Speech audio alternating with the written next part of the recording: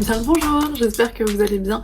Je suis absolument ravie de vous retrouver aujourd'hui. Alors c'est une vidéo qui n'est pas dans mon planning habituel, mais je pense que ce sera beaucoup le cas en janvier parce que c'est le début de l'année, parce qu'il y a pas mal de choses à vous présenter. Et notamment aujourd'hui, on est le 19 janvier au moment où je filme cette vidéo. Et hier soir, du coup cette nuit, c'est fini, la première édition du challenge Dévorez-les tous, donc un challenge qu'on a organisé avec Juliette de la chaîne Livre et Sortilège du 18 novembre au 18 janvier. Si vous n'avez pas vu mes précédentes vidéos sur le sujet, c'est un challenge où il s'agissait de lire des livres pour attraper, dévorer des Pokémon et gravir les échelons, valider les badges et le statut de maître Pokémon.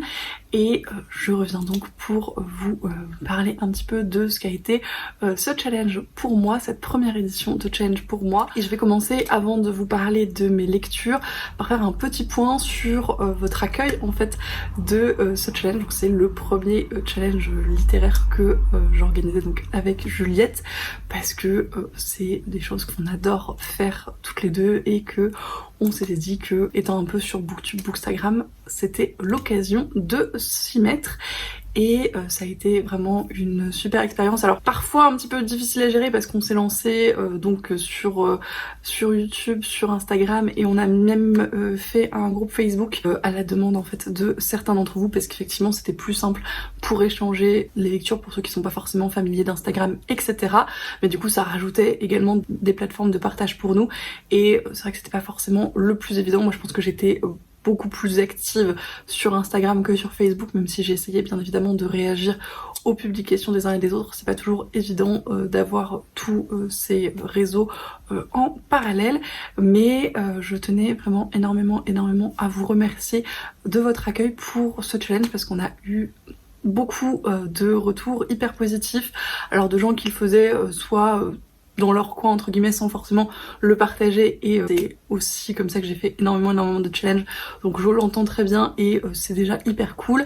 Ou de gens qui partageaient un petit peu plus sur les réseaux, donc sur Instagram, sur Facebook notamment, on a eu pas mal de partages à ce niveau là, quelques vidéos également, notamment Lucie que je remercie bien évidemment de s'être prêtée à l'exercice, même si elle n'est pas forcément fan des challenges. D'ailleurs si tu veux faire ton petit bilan Dévorez-les tous, je pense que ça pourrait être très cool. Et il y a eu vraiment énormément d'émulation autour de ce challenge, énormément de partage, ça m'a permis de faire de belles découvertes. J'espère que ça vous a permis de faire de belles découvertes également. Et puis voilà, moi je me suis bien amusée à remplir les templates et à essayer des trucs, et voilà. J'ai pas eu le temps de faire tout ce que j'aurais aimé faire je pense sur ce challenge, mais c'était vraiment une super première édition, et c'était vraiment hyper cool de voir que ça vous plaisait. Et voilà, encore une fois j'ai eu des retours super positifs de gens que je suis pour certains depuis des années, donc voilà, c'était aussi une petite fierté personnelle on va dire. Donc non globalement je tenais vraiment à vous faire ces remerciements en introduction, parce que ça nous a fait énormément plaisir de partager tout ça avec vous. Et voilà, on en a un petit peu discuté davantage avec Juliette, et il y aura une seconde édition de Dévorez-les tous si vous étiez inquiet de son existence. En tout cas on ne sait pas encore trop quand est-ce qu'on va organiser ça et quelle forme ça va prendre, mais c'est quelque chose qu'on va faire parce que c'était vraiment trop cool. Donc voilà. Et c'est tout ce que je avais à vous dire je crois pour cette introduction, et c'est déjà pas mal. Donc je vous propose qu'on passe au livre que j'ai lu pour ce challenge. Alors vous allez voir que certains étaient prévus, d'autres se sont rajoutés au fur et à mesure, et j'ai un peu filouté sur la fin en mettant des lectures que j'avais lues sans forcément avoir en tête ce challenge, mais qui rentraient dans certaines catégories pour valider le plus de Pokémon. Bref, c'est aussi l'intérêt de ce type de challenge, me direz-vous, tant que c'est dans les bornes temporelles du challenge, moi ça me pose pas de problème et je trouve ça plutôt satisfaisant. Toujours est-il que j'ai un certain nombre de livres à vous présenter, donc je vous propose qu'on commence tout de suite. Et je vais commencer, comme ça c'est fait, par vous parler des 2 livres que je n'ai pas encore finis, que j'ai commencé sur la fin du challenge et qui sont d'énormes pavasses, et donc je n'ai pas eu le temps de finir, mais je suis déjà bien contente de les avoir sortis de ma pile à lire et commencé pendant ce challenge parce que c'était vraiment juste, je pense, l'impulsion qu'il me manquait pour les sortir de ma pile à lire dans laquelle il végète depuis trop longtemps maintenant. Et donc le premier, c'est le deuxième tome de L'Empire d'écume, l'impératrice aux éclats d'os de Andrea Stewart aux éditions Big Bang, qui est en hardback, absolument magnifique, absolument énorme également, surtout comparé au premier tome qui l'était bien moins. Je l'avais mis pour le côté asiatique, inspiration asiatique et dragon. Bon, c'est des Pokémon que j'ai validés à l'aide d'autres livres du coup parce que je considérais que comme je ne l'avais pas fini pendant le challenge, ça ne collait pas trop.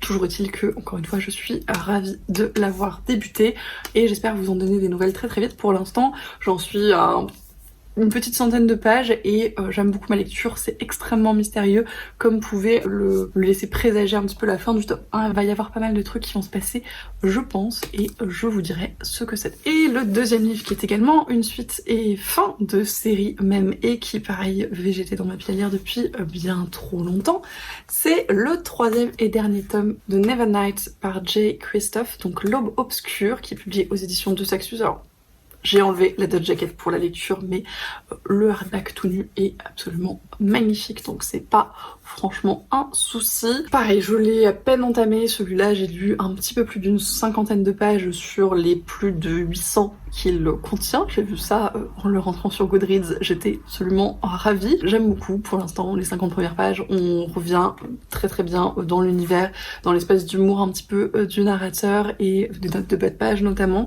et dans tout ce à quoi Mia va devoir faire face parce que après la fin du tome 1, d'ailleurs c'était très bien parce qu'il y avait un espèce de petit rappel avec les rappels des personnages de ce qui s'était passé à la fin.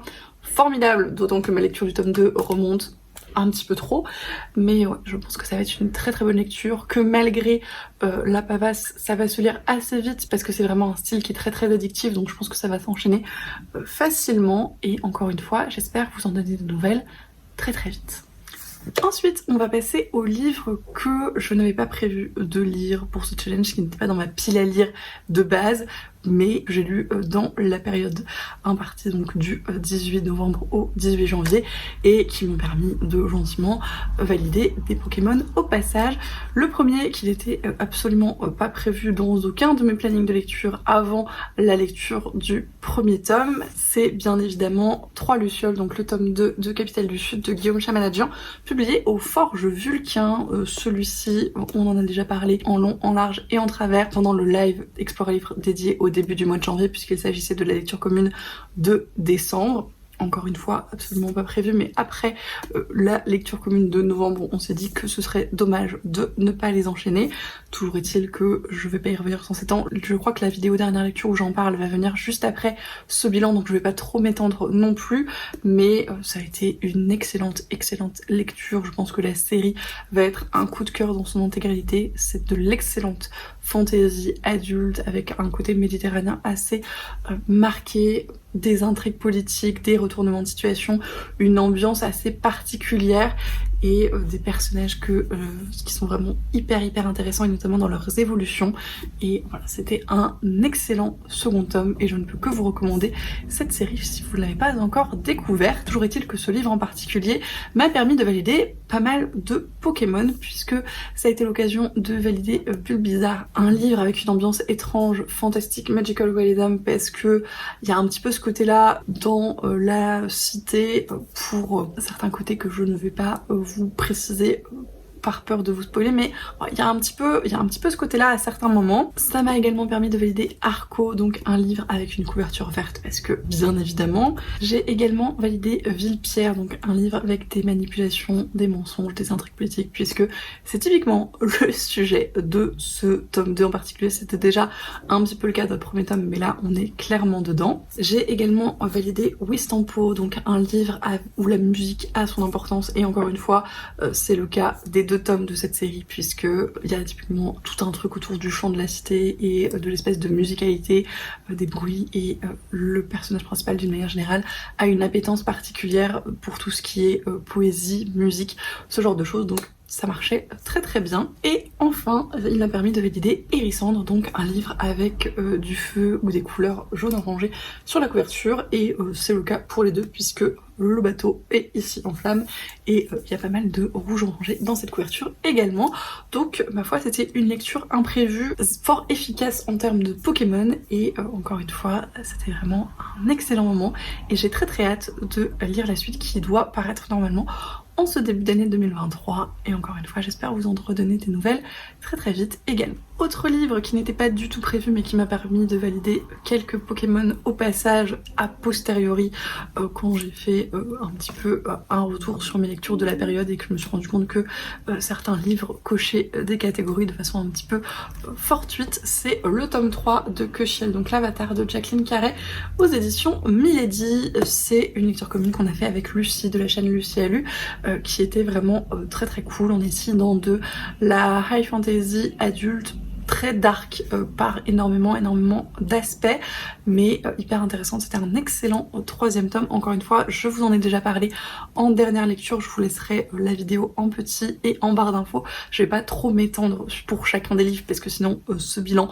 n'en finira jamais, mais c'était une très bonne lecture. Encore une fois très dark, énormément de trigger warning, donc faites attention si vous voulez vous lancer dans la série parce qu'il y a pas mal de choses qui sont parfois un petit peu difficile mais ça reste une excellente série de fantasy adulte à mon sens et ça m'a permis de valider Chocodile puisque je l'ai lu en buvant un petit thé bien chaud et Gobu puisque j'en ai profité pour manger un petit snack de lecture, mais ça m'a également permis de valider Noctali, un livre où l'obscurité de la nuit a une place importante, ou lire la nuit. Alors je pense que je l'ai lu la nuit tout simplement parce que Noël c'est avec Lucie sont souvent plutôt en soirée, mais d'autre part il y a une place assez importante de l'obscurité dans ce troisième tome notamment, pour des raisons que je ne vous expliquerai pas plus par peur de vous spoiler, mais en tout cas il y a voilà une part d'ombre et d'obscurité qui est très marquée. Et ça m'a également permis de valider Nymphalie, un livre avec des dieux ou une mythologie qui est assez présente, et encore une fois c'est le cas de cette série dans son intégralité où on est plutôt sur une réécriture des mythes un petit peu bibliques et des origines des religions hébraïques, ce genre de choses, avec un espèce de panthéon qui a une place très importante, notamment dans la vie des personnages principaux du fait de la culture du monde dans lequel ils vivent, mais dans ce tome là en particulier puisqu'il semble intervenir dans certaines circonstances et faire en sorte que certains événements se déroulent, donc je trouvais que ça rentrait très bien dans cette catégorie. Ensuite, un livre dont je vous ai déjà pas mal parlé également et que j'ai juste mis parce qu'il me permettait de remplir une consigne que aucun des livres que je n'ai lu pendant cette période ne me permettait de remplir. Ce qui est assez étonnant parce que si vous avez vu mes vidéos rétrospectives, c'est pourtant des types de personnages que je rencontrais beaucoup dans mes lectures à une certaine période, donc c'est assez intéressant de voir que c'est beaucoup moins le cas maintenant. J'ai lu Meute de Karine Renberg aux éditions ActuSF. Je vous en ai parlé à la fois dans mon bilan du Cocorico Challenge et dans mon Readathon où je l'ai lu ainsi que d'autres livres sur une semaine. Toujours est-il qu'il m'a permis de valider le Pokémon Lunala, donc un livre avec des créatures de la nuit, vampires, loups-garous, etc.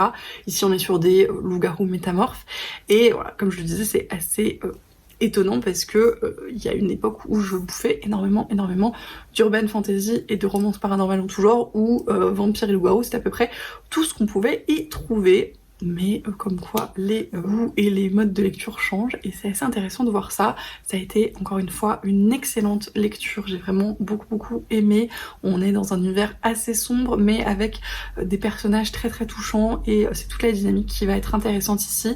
Je vais pas m'étendre sur ce livre parce que comme je le disais j'en ai déjà pas mal parlé, mais c'était vraiment une excellente lecture que je ne peux que vous recommander. Un autre livre qui n'était pas du tout prévu et qui en filoutant un petit peu m'a permis de valider une consigne qui n'était pas si simple, c'est Ordali, donc le troisième tome de La Dernière Geste de Morgan of Glencoe, publié aux éditions ActuSF dans la collection Naos. Encore une fois, je vous en ai déjà beaucoup parlé et il m'a tout simplement permis de valider Eternatus, donc un livre avec des dragons.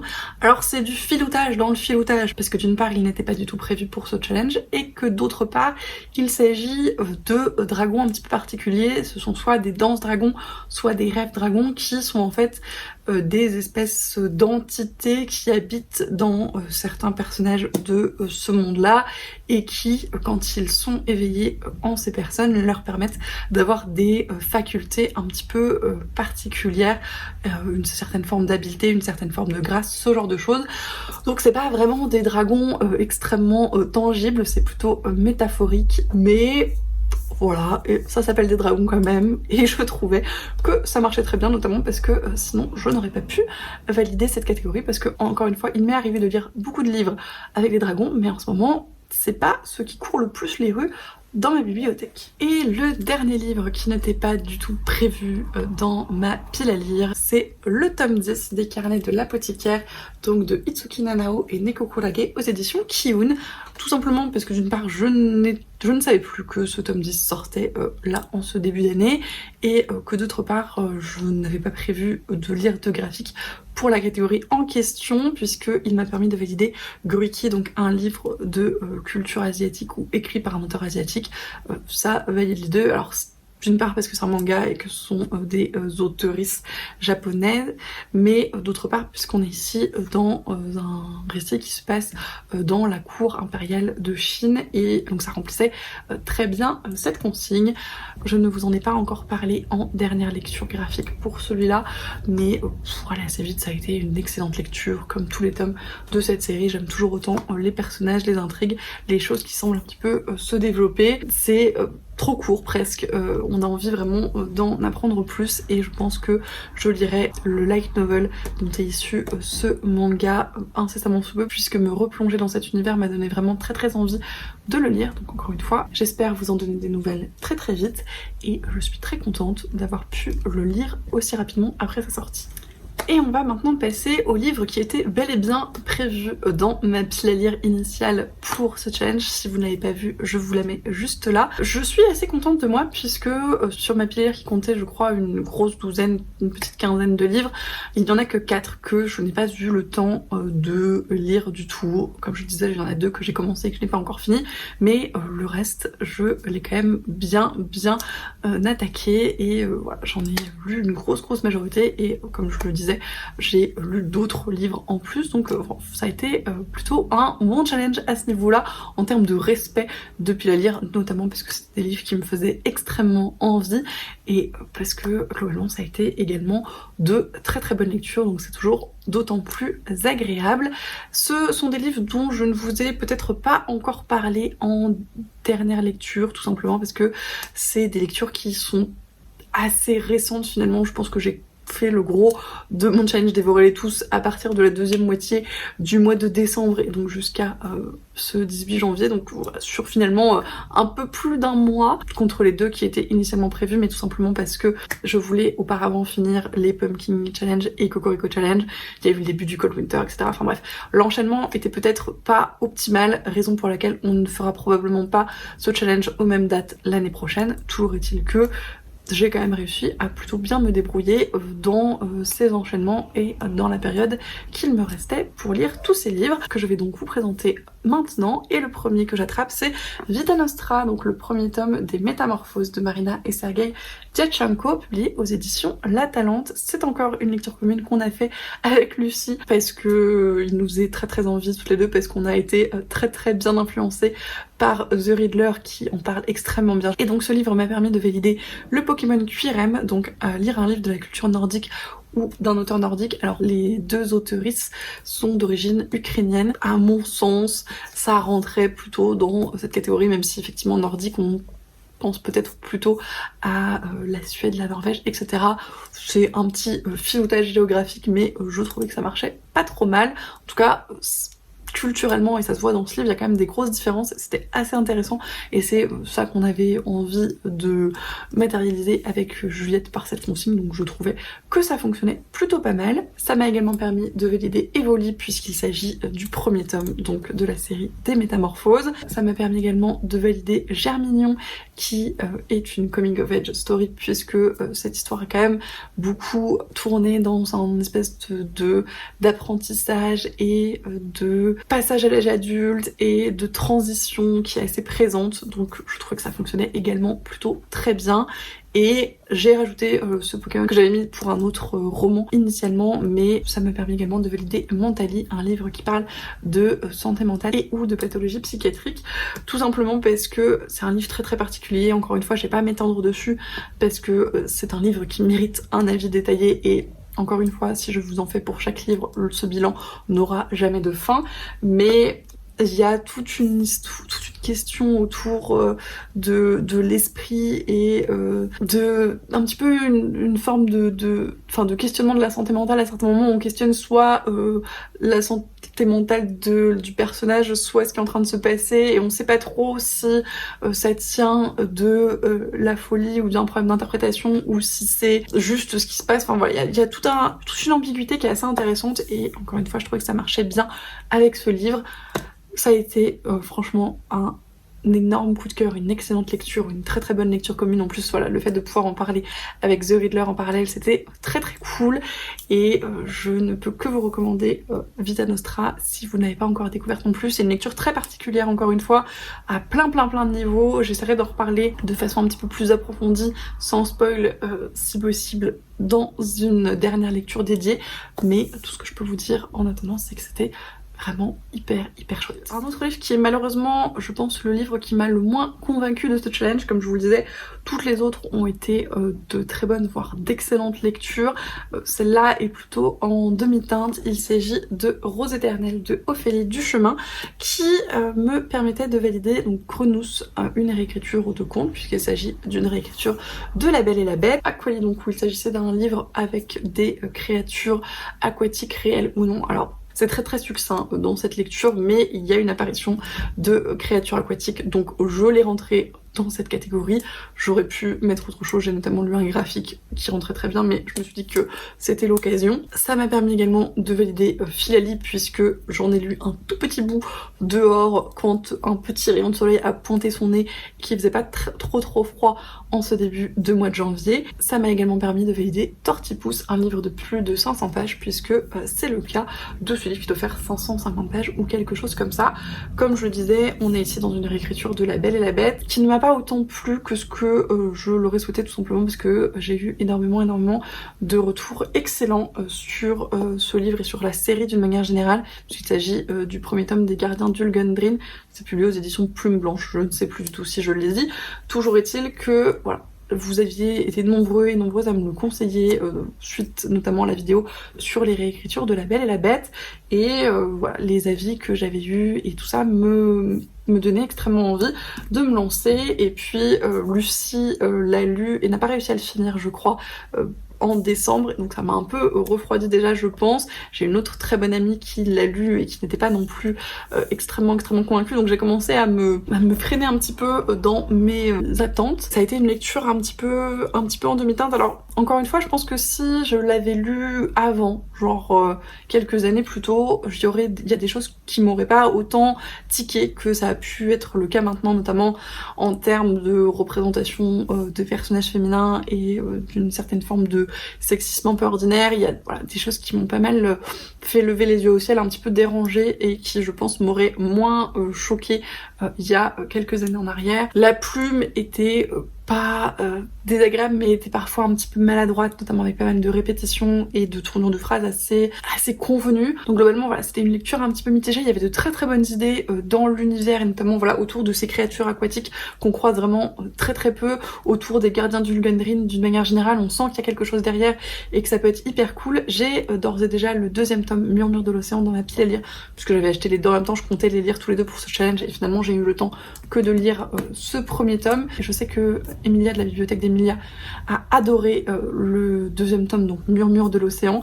Donc j'ai bon espoir que peut-être les défauts que j'ai trouvés dans ce tome soient dus au fait que ce soit un premier roman, et que voilà, il y a des petits défauts d'écriture de jeunesse et des choses un petit peu clichés qui viennent tout simplement du fait que ce soit un premier roman et que voilà, il y a des petites facilités qui se mettent en place. Je l'espère. Je vais essayer de lire ce deuxième tome assez vite pour rester un petit peu dans le mood et ne pas le laisser traîner parce que j'ai peur que sinon il passe complètement à la trappe.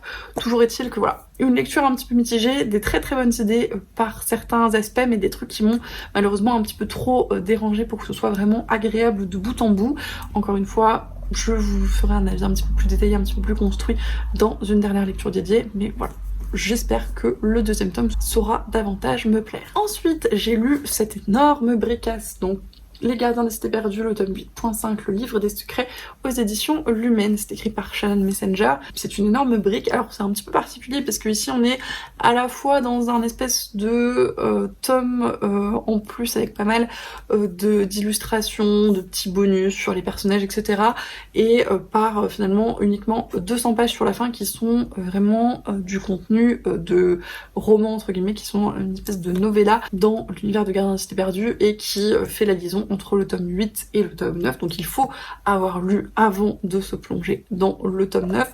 Voilà, alors très sincèrement, les du coup 600 premières pages, je les ai un petit peu parcourues en diagonale, tout simplement parce que c'était pas mal de redites autour des personnages, des choses qu'on avait déjà vues dans le tome précédent. Alors ça permettait à certains moments des rappels bienvenus parce que ma lecture du tome 8 remonte un petit peu, mais parfois c'était un petit peu trop redondant et c'était pas ce qui m'intéressait le plus, donc j'ai un petit peu passé rapidement et je me suis davantage concentrée sur les 200 dernières pages qui étaient ma foi plutôt sympathiques. Alors c'est pareil, c'est une série que j'aime énormément, on est ici dans de la fantasy jeunesse, mais qui traîne malheureusement un petit peu en longueur. On en est, voilà, encore une fois, au tome 9 maintenant, puisque il est déjà paru et il m'attend sagement dans ma pile à lire. Et il y a des longueurs, il y a des moments où ça tourne un petit peu en rond et on n'avance pas beaucoup. Dans cette petite novella, du coup, il y a des choses qui avancent, notamment pour une partie de l'histoire, puisque on suit deux points de vue en parallèle. Il y a un point de vue qui avance davantage, où il se passe des trucs, où il y a pas mal de rebondissements, pas mal de retournements, pas mal d'implications émotionnelles aussi, parce qu'il y a des choses qui se passent qui sont vraiment difficiles et du coup qui entraînent des espèces de remises en question un petit peu, donc ça c'était hyper intéressant. Le deuxième point de vue m'a moins plu parce que encore une fois on tourne beaucoup en rond et il y a beaucoup de discussions à n'en plus finir sur le bien, le mal et le fait de prendre certaines décisions et des conséquences que ça peut avoir, etc. Des discussions qui peuvent être globalement très très intéressantes, mais qui se sont malheureusement déjà trop produits dans ces derniers tomes pour que ce soit complètement nouveau et complètement incroyable. Donc voilà, un peu, encore une fois, un peu en demi-teinte pour cette lecture, parce que autant il y a un point de vue que j'ai adoré, autant il y en a un qui m'a un petit peu plus ennuyé. Donc à voir, j'espère que le point de vue qui bouge davantage permettra un espèce d'élan pour la suite, d'autant que on s'approche de la fin puisque le 10e tome est censé être le dernier. Donc j'ai hâte de voir ce que ça va donner. Je vais essayer de lire le 9e tome incessamment sous peu pour encore une fois ne pas trop le laisser traîner et je vous en reparlerai à ce moment-là. Et il m'a permis de valider Wistikram, donc un livre où il est question du petit peuple ou du diable. Ici on est chez les elfes, il y a des nains, il y a des gnomes, il y a des trolls, tout ce que vous voulez, donc on est parfait. Et Poussifeu, un livre jeunesse middle grade. Pareil, voilà, c'est de la fantasy jeunesse. Alors même si là les personnages évoluent un petit peu et on se rapproche gentiment du young adulte, ça reste quand même pour moi dans l'ensemble une série pour la jeunesse. Ensuite, j'ai lu un petit graphique. J'ai lu Witchy, donc le premier tome de Ariel Slamet Reyes, qui est publié aux éditions Onipress et qui m'a permis de valider Coiffe-t-on, un livre où le personnage a des cheveux particuliers et c'est totalement le cas dans cette histoire puisque les cheveux sont un petit peu le reflet des capacités magiques des personnes qui les portent, qui les présentent. Donc je trouvais que ça marchait très très bien. Il y a toute une histoire sur la longueur et sur l'aspect des cheveux qui était plutôt très très chouette. Ça m'a également permis de valider Carapuce, donc une histoire de gang ou de harcèlement. Ici c'est le cas de la personnage principale qui est malheureusement harcelée à l'école. Ça m'a également permis de valider Salamèche, donc un livre avec une orphelin, une orpheline, un personnage abandonné ou sur le deuil. Ici on est plutôt dans le côté orphelin, isolement, un petit peu de deuil également. Et ça m'a également permis de valider Fenech, un livre avec une malédiction, de la magie, de la sorcellerie, des sorciers. Encore une fois, Voilà, le titre le présente très très bien. Donc il s'agit ici d'un récit de fantasy young adulte assez mature quand même, plein de niveaux, notamment sur les questionnements qu'il pose en termes d'embrigadement, en termes de société, en termes de tolérance. Il y a un petit peu de représentation très cool, notamment sur la transidentité, sur les différentes orientations sexuelles. Il y a des réflexions un petit peu politiques, il y a voilà, ces réflexions autour du harcèlement également, et donc cette sorcière qui essaie de se dépatouiller dans un monde où il y a pas mal d'intolérance et où la limite entre le pouvoir que l'on montre qui peut être utile donc dans l'armée pour faire la guerre, etc., et celui qui se trouve être craint et être dangereux et pour lequel on risque d'être condamné par ce même gouvernement est assez ténue. Et donc elle a vu son père malheureusement être tué dès les premières pages du fait d'un pouvoir trop important. Donc voilà, elle est très réticente à faire confiance à ce gouvernement, à participer à la guerre qui a toujours cours au moment où commence ce récit. Et donc on va la suivre dans les examens pour savoir si elle est suffisamment puissante pour être utile pour cette guerre.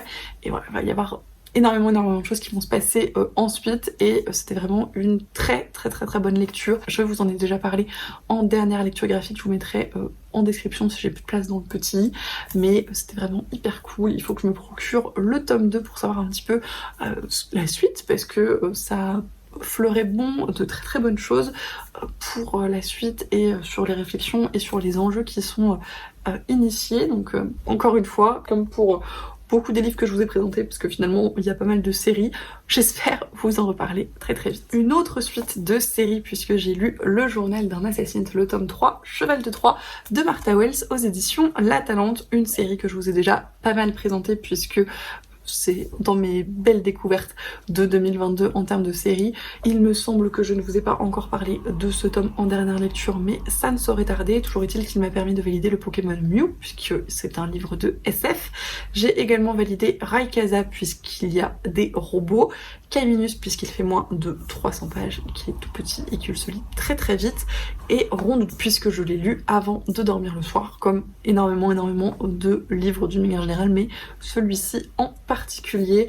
Et comme pour les 2 premiers tomes de cette série, c'était une très bonne lecture. Je pense que je l'ai préféré au deuxième, qui était peut-être un petit peu plus lent, un petit peu plus brouillon par certains côtés.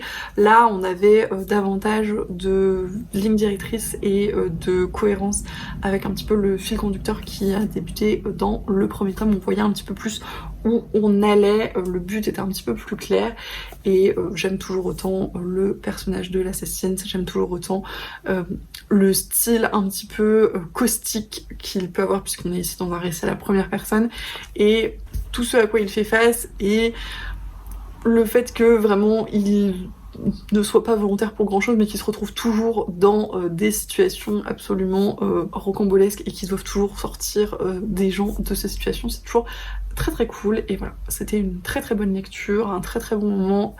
Ça se lit tout seul, c'est très court, c'est très agréable, et je lirai la suite avec grand plaisir, et je vous en reparlerai à ce moment-là. Une autre suite et fin de saga pour le coup, puisque j'ai lu The Legacy, donc le 5e tome plus ou moins de Off Campus de Elle Kennedy, publié aux éditions Hugo Roman. Ici on est plutôt dans un recueil de 4 novellas qui font une centaine de pages à chaque fois, et qui se concentrent sur les 4 héros des 4 premiers tomes de la série Off Campus, donc qui est une série de new romance à l'université, où on va suivre donc les gens qui gravitent autour de l'équipe de hockey du campus. C'est une série de new romance que j'aime beaucoup le travail de Elle Kennedy dans ce genre-là d'une manière générale, et c'était très cool de retrouver les personnages et leurs évolutions, et un petit peu l'après des romances, et comment finalement ils font tenir leur couple un petit peu sur le long terme, et sur un petit peu la communication qui se met en place, et tout ça. C'était vraiment hyper cool. C'était pas mal de messages assez positifs, des moments assez durs, mais des réflexions globalement intéressantes. Donc j'ai passé un très bon moment, et ça m'a permis de valider au taquin, donc une lecture légère, pas prise de tête, parce que c'était typiquement ça. Pyroli, un livre qui donne chaud, parce qu'il y avait quelques petites scènes de sexe explicites. Alors c'est pas le roman de Elle Kennedy où il y en a le plus, mais il y en avait quelques-unes. Ça m'a également permis de valider Marisson, un livre qui vous fait rire, et ça a été typiquement le cas pour la première nouvelle où vraiment les péripéties qui s'enchaînent sont assez cocasses, ma foi. Et finalement, j'ai validé Moustillon, donc un livre sur la guérison psychique, physique, la croissance ou la gestation, et c'est typiquement le cas ici puisqu'il y a une grossesse qui voilà, est un petit peu dépeinte, donc c'était très cool. Et globalement c'était une très très bonne lecture, très très mignonne, des petites choses un petit peu clichés, un petit peu faciles, mais c'est de la new romance, j'en demande pas non plus énormément, donc franchement c'était un très très bon moment de lecture et j'étais très contente de retrouver les personnages. Pour le coup, un premier tome de saga et un livre que j'ai vu absolument partout et qui me faisait très envie, c'est le premier tome des Accords corrompus, donc Rêve de glace de Kelly Sinclair aux éditions MXM Bookmark.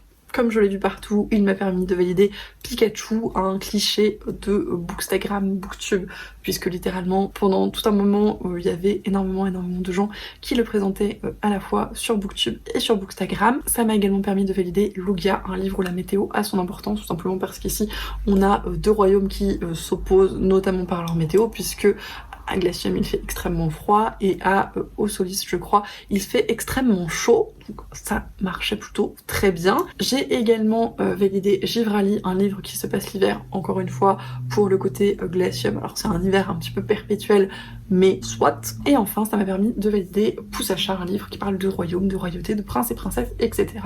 Et ici donc on suit le personnage principal d'Olina qui est la princesse du royaume d'Osolis et qui porte un voile depuis sa naissance, ou en tout cas elle n'a pas de souvenir sans ce voile, donc qui pose pas mal de questions sur son image d'elle-même. Elle se trouve avoir une relation avec un ambassadeur donc de Glacium, du royaume ennemi, allié, on sait pas trop, c'est un peu fou, il y a plein de magouilles, etc. Qui se trouve être le prince héritier lui de ce royaume, et puis va se passer pas mal de choses qui vont modifier un petit peu la politique internationale si vous voulez, et cette histoire de voile qui semble renfermer pas mal de choses. C'était une lecture très addictive globalement. Déjà il est très court, ça se lit très vite et c'est plutôt très agréable, beaucoup de bonnes idées à pas mal de niveaux, notamment en termes d'univers. Alors il y a des petites choses dans le world building qui étaient un petit peu avec des gros sabots, un petit peu des grosses ficelles, mais qui restaient très efficaces, et globalement j'ai passé un bon moment. Comme je le disais, il y a pas mal de bonnes idées, des choses qui sont assez surprenantes, assez étonnantes, et j'ai très hâte de lire la suite et de voir ce que ça donne. Encore une fois, je vous fais un avis plus détaillé dans la dernière lecture qui va arriver. Je vais pas m'étendre plus que ça sur ce livre, mais globalement j'ai beaucoup apprécié ma lecture et il me tarde de continuer cette série.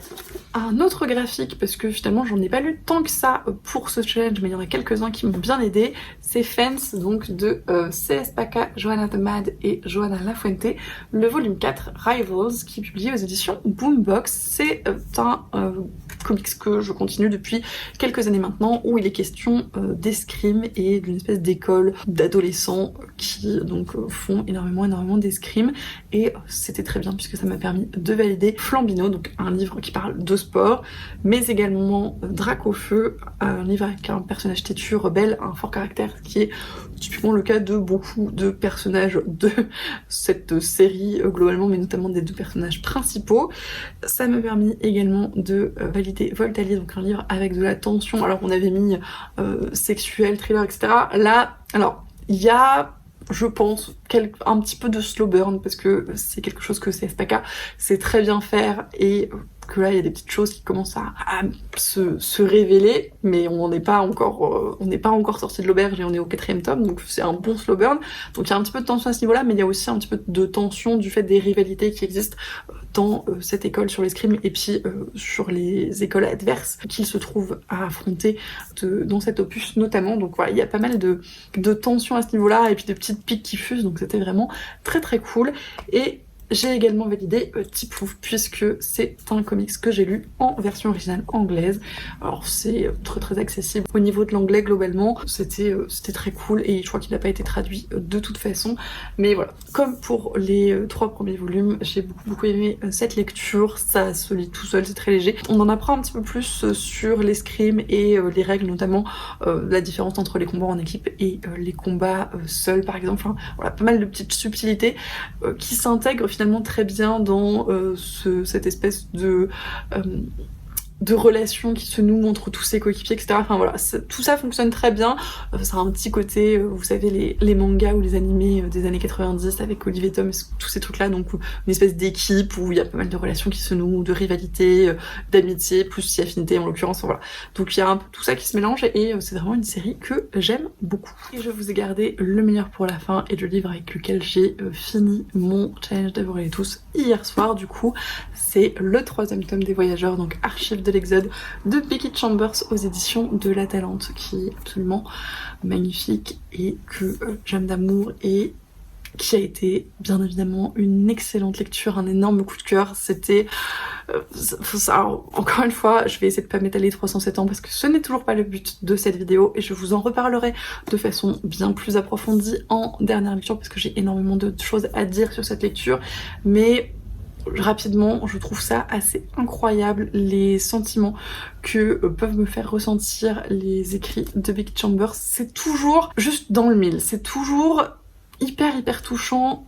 En plus sur des sujets qui parfois semblent un petit peu triviaux et des personnages que j'aurais probablement pas autant apprécié s'ils avaient été dépeints par d'autres auteurs. Typiquement là on a un adolescent, mais bon, tout ce que l'adolescence peut avoir de compliqué et de foutraque et de difficile et les hormones etc machin, et c'est dépeint de façon tellement touchante et tellement belle et tellement réaliste que en fait on peut que compatir à ce qu'il est en train de vivre parce qu'on se rappelle très clairement ce que c'était à ce moment-là et qu'effectivement tout ce qu'il est en train de ressentir, bah c'est des choses qui sont arrivées et c'est des choses qui sont malheureusement un petit peu un passage obligé dans cette période-là. Donc vraiment c'est une science-fiction qui est en termes de personnages d'un réalisme et d'une bienveillance et d'une empathie, et, enfin c'est extraordinaire de réussir à dépeindre des choses aussi fortes, des choses aussi belles qui parfois encore une fois sont extrêmement triviales. Enfin on parle de vieillissement, on parle de changement, d'évolution, on parle un petit peu de migration et d'immigration et de cultures différentes et de mélange de cultures et de tolérance et d'amour et d'empathie et de diversité, et enfin voilà, on parle d'énormément de sujets qui sont à la fois extrêmement importants et à la fois extrêmement bateaux par certains côtés, mais dans cette façon de faire et dans cette science-fiction et dans ce contexte qui fait que c'est juste incroyable et que c'est un bonheur et que ça fait réfléchir sur plein de trucs et que c'est vraiment énormément de sentiments, énormément de sensations à ressentir également. Et voilà, c'était encore une fois un énorme coup de cœur, mais pour l'intégralité de cette série, pour l'intégralité du travail de l'autrice que je garde très précieusement ici. Il va les rejoindre, ses petits camarades. J'attendrai la version reliée, bien évidemment, avec grande impatience. Je suis incapable de vous dire quel livre est mon préféré pour la série des Voyageurs, tellement à chaque fois j'ai l'impression que c'est autre chose et que ça permet de développer d'autres aspects et d'autres trucs hyper intéressants et hyper beaux. Et voilà, franchement, encore une fois, si vous n'avez pas encore commencé Becky Chambers et que vous avez envie d'avoir un petit peu de science-fiction positive, un petit peu de douceur, un petit peu de trucs un peu cocon dans votre vie comme ça, mais qui à la fois des fois fait réfléchir sur des choses pas cool, et il y a plusieurs moments de ce récit où vraiment il y a des trucs qui se passent qui sont difficiles, et j'ai versé ma petite larme à quelques moments d'ailleurs, parce que vraiment il y a beaucoup de sentiments qui remontent, mais on reste dans cette espèce de cocon et de douceur, donc c'est pas ça nous fait pas violence non plus, et c'est vraiment un équilibre que je trouve incroyable. Et c'est juste du génie, donc je suis absolument ravie d'avoir pu faire cette lecture pendant ce challenge, et encore une fois, je ne le répéterai jamais assez, je vous recommande extrêmement chaudement cette série et cette autrice d'une manière générale. Je vais quand même vous dire que les Pokémon que ça me permet de valider, parce que c'était un petit peu le but de ce bilan au départ. J'ai donc validé Mon Mouton, donc un livre doudou réconfortant, et pour moi tous les livres de Becky Chambers rentrent dans cette catégorie sans problème, et encore une fois malgré les thèmes parfois un petit peu plus difficiles qu'ils abordent, notamment ici. Ça m'a permis également de valider Zigar, donc un livre qui met en avant une minorité, de la diversité, la différence, et encore une fois c'est typiquement le cas dans ce livre et dans tous les livres de Becky Chambers d'une manière générale, et c'est formidablement bien fait et ça fait du bien et ça devrait être plus souvent comme ça. Et comme je le disais, j'ai versé ma petite larme à plusieurs moments, donc j'ai bien évidemment validé L'Arméléon, un livre qui peut faire pleurer de tristesse ou de rire. Là il y avait un petit peu de tristesse et il y a un moment où c'est vraiment juste à quel point le moment était beau et à quel point c'était touchant qui m'a fait juste... voilà, j'étais complètement partie et c'était juste incroyable. Et bien évidemment c'est mon livre préféré de ce challenge, même si j'ai fait d'autres excellentes lectures, d'autres très belles découvertes, donc je l'ai utilisé pour valider le Pokémon Arceus. Et voilà, c'en est tout pour ce bilan du challenge Dévorez-les tous. Merci de l'avoir regardé jusqu'au bout si vous êtes encore là. J'espère que ça vous a plu. J'ai essayé de pas m'étendre trop sur les livres parce qu'encore une fois, je vous en reparlerai dans des vidéos d'un petit peu plus approfondies parce que là, il y avait beaucoup trop de livres pour que je puisse y passer autant de temps que je l'aurais voulu. Mais j'espère que ce petit aperçu de mes lectures pour ce challenge vous a plu. Comme d'habitude, n'hésitez pas à me dire si certains des livres que j'ai présentés vous tentent, si vous en avez déjà lu certains. Si vous avez fait le challenge Dévorez-les tous et que ça vous a permis de faire de belles découvertes également, parce que des fois voilà, si vous n'avez pas partagé sur les réseaux, etc., je ne vous ai pas forcément croisé. Merci en tout cas encore une fois à tous ceux qui ont partagé ou qui ont participé à ce challenge, que ce soit sur les réseaux sociaux ou chez vous tranquillement, parce que c'est aussi ça les challenges de lecture et c'est très cool. Donc merci encore pour toute l'émulation que vous avez créée autour de ce challenge. C'était vraiment un plaisir de partager tout ça avec vous. Je vous remercie comme d'habitude également pour tous vos commentaires, tous vos messages et tous les échanges qu'on peut avoir de manière générale. Merci d'être de plus en plus nombreux sur cette chaîne parce que on a désormais dépassé les 900 abonnés. Ça s'est passé beaucoup trop vite pour que je réalise quoi que ce soit, mais comme d'habitude j'ai envie de vous dire. Donc merci pour tout ça, merci d'être de plus en plus nombreux à me suivre, c'est vraiment trop cool ce qui se passe et c'est encore une fois un plaisir de partager tout ça avec vous. Je vous souhaite comme d'habitude d'excellentes lectures et je vous dis à la prochaine.